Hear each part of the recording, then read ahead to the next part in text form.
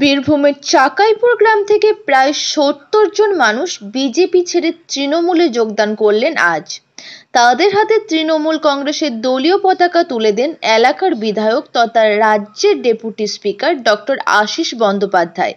সাথে উপস্থিত ছিলেন রামপুরহাট ১ নম্বর ব্লকের সভাপতি নিহার মুখার্জি, পম্পা মুখার্জি এবং অন্যান্য নেতৃত্ববৃন্দ।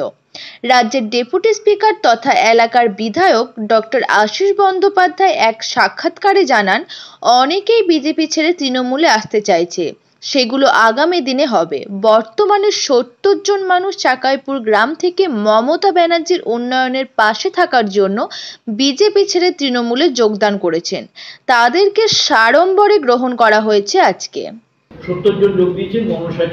মনসারাম দলুই, রাধাশ্যাম দলুই, ঘনশ্যাম দলুই, তারক লেক, পার্থ লেক, জয়ন্ত লেক, বীরেন্দ্র লেক, স্বার্থ লেক, নবীন লেক, বিশ্বনাথ মোদক, সূর্য মোদক, তারাপদ মোদক, সুনীল লেক, দুলাল লেক, হাসি লেক, এই মোট ৭০ জন যোগ দিয়েছেন।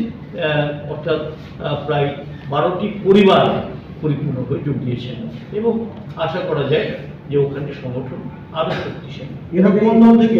এরা বিজেপি ছিল। এর মধ্যে কোনো নেতৃত্ব আছে না? পরিবার হিসেবে যোগ দিয়েছে। কোনো পঞ্চায়েত সদস্য আছে এর মধ্যে? এখানে সেটা উল্লেখ নেই। কিডনির সমস্যায় ভুগছেন, মানে kidney stone, renal stone, prostate সমস্যা, প্রস্রাব কম হওয়া, পা ফুলে যাওয়া, প্রস্রাবের সাথে রক্ত পড়া ইত্যাদি? আর চিন্তা নেই। চেন্নাই থেকেই দুর্গাপুরে আসছেন ডক্টর অরুণ কুমার বালাকৃষ্ণন 13 এবং 14 জুন, যিনি অলরেডি 40 বছরের অভিজ্ঞতা সম্পন্ন।